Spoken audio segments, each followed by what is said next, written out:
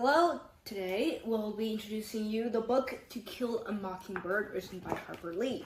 So, in the introduction of this story, there will be two main parts. One is the main characters and the main events, and the next is on what we can learn from the story. So first of all, let's look at the bit of the main events and the main characters. The main characters of the story is focused on the Finches and the people of Macomb County. Macomb County is the main setting of this entire story, including people of the entire neighborhood, including, but not limited to, the Finch house, which is Jeremy Finch or Jen Finch, Jean Louise Finch, or in the story called as Scout Finch, and at last Atticus Finch, the lawyer in Macomb County. There's also other characters like Judge Taylor, Miss Maldy, and a lot of other characters, some that died in the middle, such as Mr. Bose. This entire story is focused on three main parts to be talking about. The first event is focused on Boo Radley and the Radley house.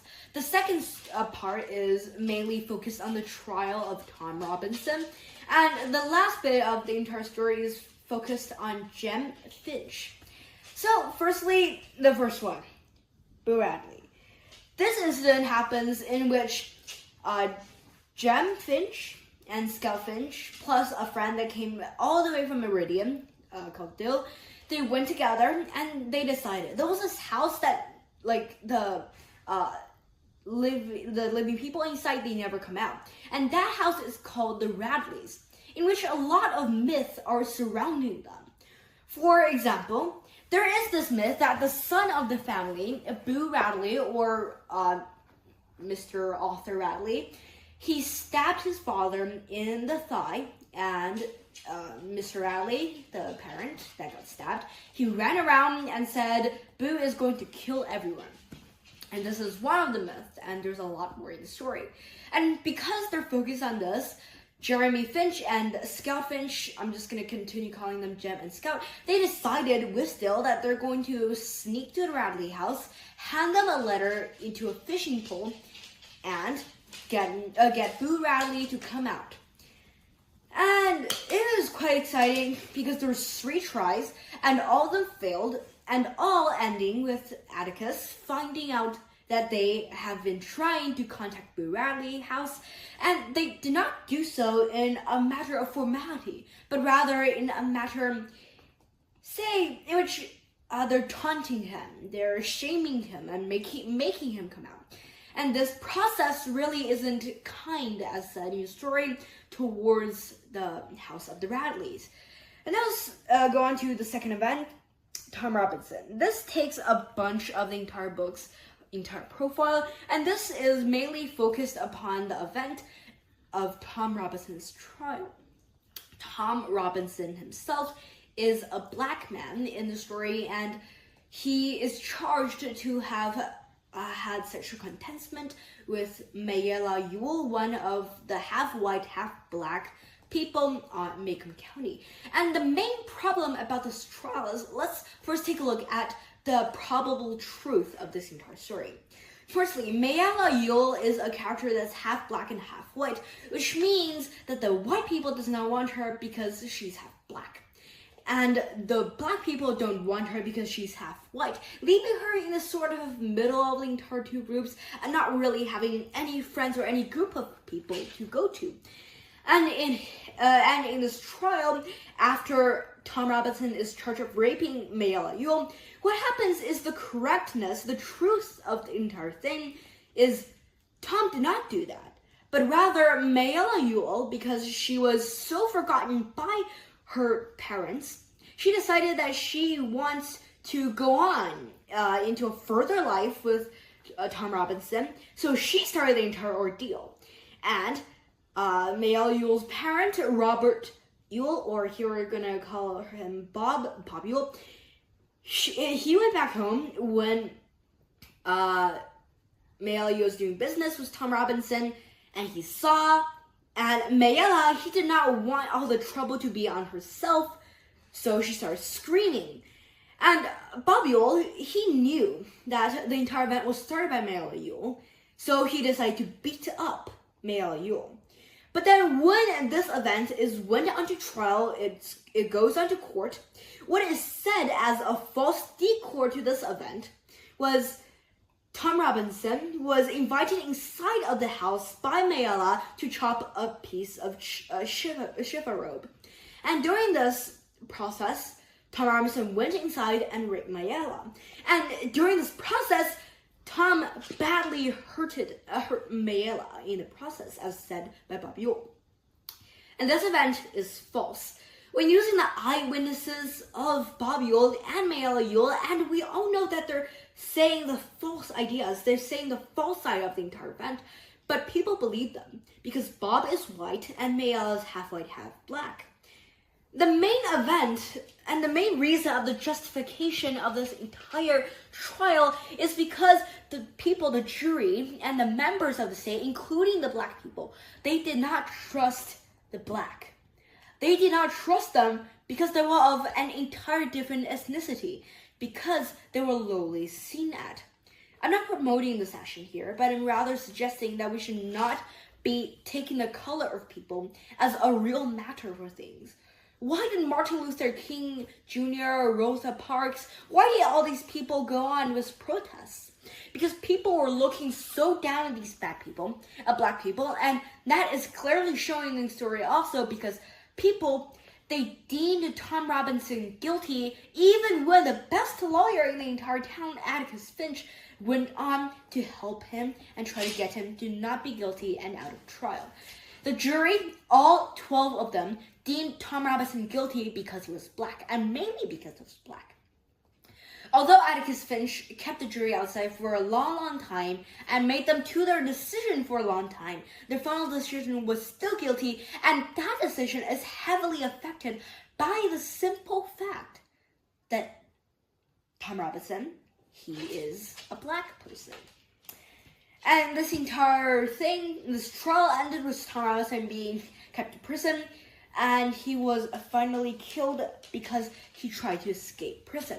And the justification of this killing event made by Atticus Finch, I would say it's completely reasonable because as a lawyer that spent a ton of effort and time trying to save him, it does feel very bad when your patient, when your patent is all wasted upon this person that decides, I'm going to solve this problem in a black way and, jump out of the prison. It's not really the black way, but it's rather his own way, instead of what would have been better if he listened to Atticus Finch's ideals. And this is honestly a very sensitive a sensitive event to be talking about, and I'm trying to be quite vague, so don't take any offense in this. But anyways, let's continue with this. Atticus Finch justified the entire action by saying this, and I quote from the story, To Kill a Mockingbird. It's quite a waste of this young man. He could have been a great effort to the entire Macomb County. Although he is a person that did not do anything in this entire event. He did not rape Mayala Yule. He did not even hurt Mayala Yule. The beating was processed by her father. But now we're not looking at him as an innocent person, but rather as a person, guilty or not, sent into prison. And now we look at him as an escaped prisoner rather than a jailer. And this is correct to some point of view. He is escaping as a prisoner. But also, as I quote, it's quite unfair for such a good fellow to be shot through 17 times with rifles. It's quite a shame that Macomb County lost such a good, hardworking fellow, to be honest. Now let's look at the third event, focused on Jeremy Finch. Bob Yule, he was the person that gave the court the idea of Mayala Yule being raped by Tom Robinson. And Atticus Finch, he helped a black person. Although he was a lawyer, these people, they decided that Atticus Finch was doing so because of his own will, and Bob Yule hated Atticus for that. And after a show, when it was pure dark, and Jeremy and Scout Finch, they went back. And Bob Ewell, he jumped out of nowhere and attacked Jem and Scout. Scout currently had a costume which saved her from being killed and sliced in half by a kitchen knife. Jeremy's hand was broken and he was badly hurt and bruised in several areas. However, Bob Ewell, deemed by Hecate, fell on his own knife and killed himself. And the main reason why Jem and Scout are alive are because of Boo Radley. Boo Radley is a person that basically Jem hated. Well, not really hated, but sort of half despised. In the beginning of the story, he came out just in time to save Jem and Scout and carried him back to be cured. And it's quite a juxtaposition of the two different sorts of, point of views that Jem gave to Boo Radley. Now let's take a look at my own thoughts on this entire book. So first off, I'd like to say this.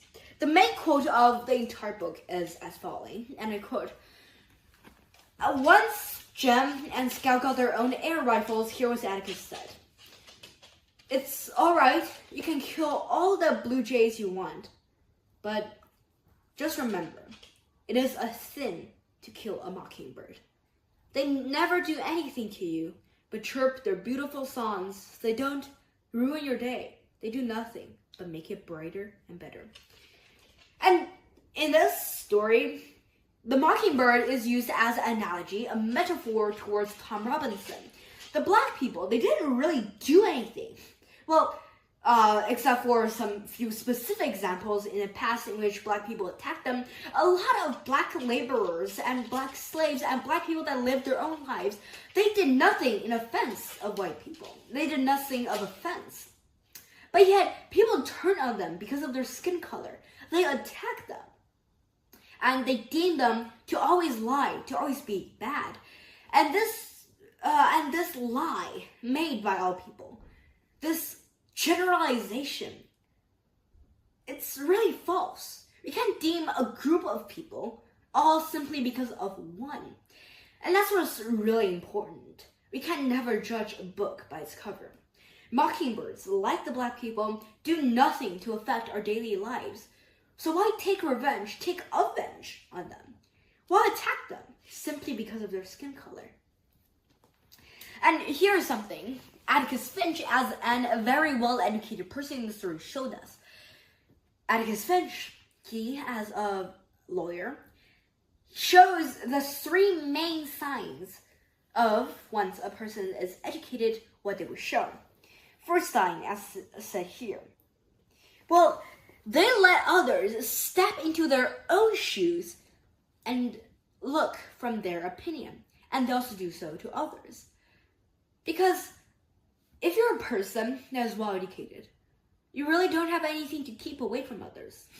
You will let others step into your shoes and think like you will. And that actually solves more conflicts than simple brawling might. Brawling even went on to further frustration. And once we're letting others step in our shoes, and if we step into other shoes in a conflict, the conflict is resolved much easier and in a much more peaceful way. Secondly, normally no cuss can affect them. Cuss here means bad language, and it also means what other people say behind their backs and bad things about them. Atticus Finch. People call him a Negro lover. They call him a person that likes blacks, even when he's a white. And this to normal people, it's,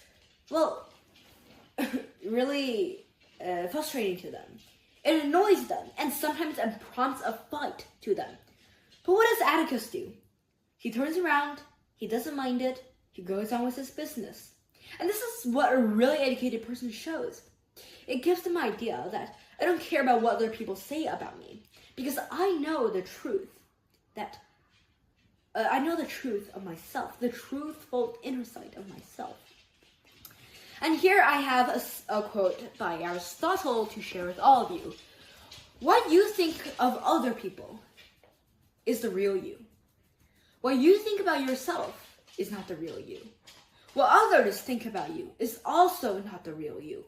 Always remember, what you think of others is the real you. We go into a classroom, you see someone, a joker in your class, and you say, hey, you're really annoying, you know. That guy's like stupid. He continuously makes us and prompts us to laugh, but that's a sign of idiocy. And when you say that, you're the person that's actually idiotic. You're the person that's actually silly in a base form of the entire opinion. When you judge others, don't solely look at what they're bad at. Maybe the joker in your classroom is actually a really good mathematician. Who knows? Always remember, what you see others is actually the real you. So always improve yourself and not try or make others improve themselves. And lastly, they know to hide.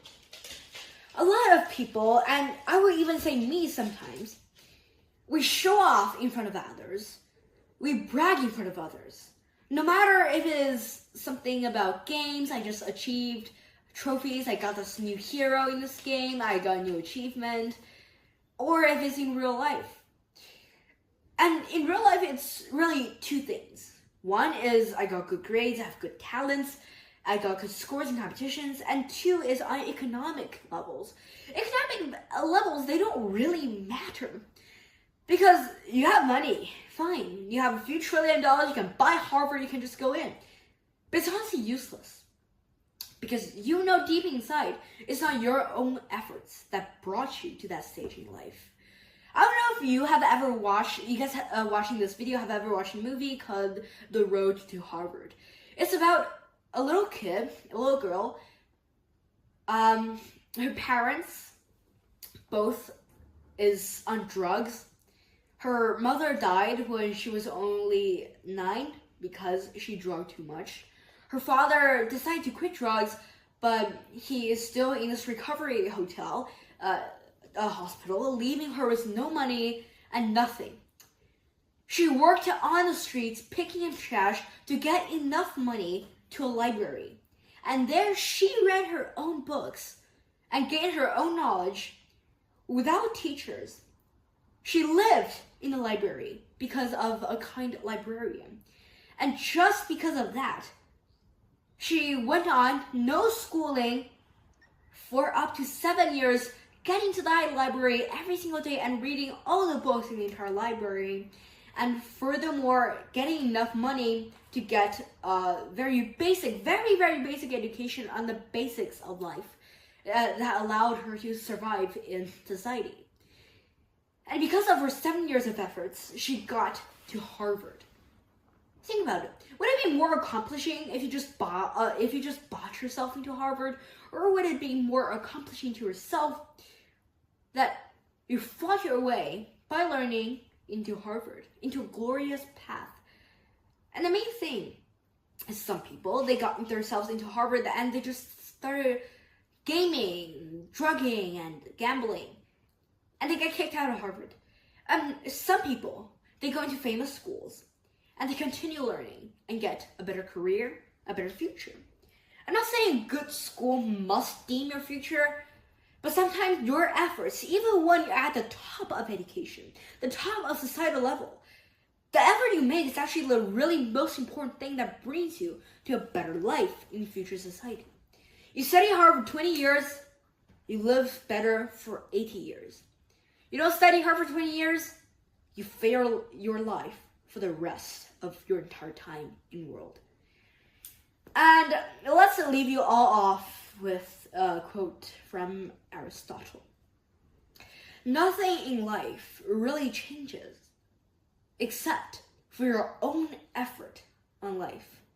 Except for how much effort and how much time you want to put into your life and how much thought you want to put into it. And that's what really pushes us forward in your life. And I would like to add to that. Not your parents that pushes you forward. Not scholarship, well, maybe scholarship, and not a bright future. But rather your want to be well educated. Your want to be like Atticus Finch in the story of To Kill a Mockingbird. To be well educated and to be really respected and honored by people in society. And that's what deems a good life. Thank you.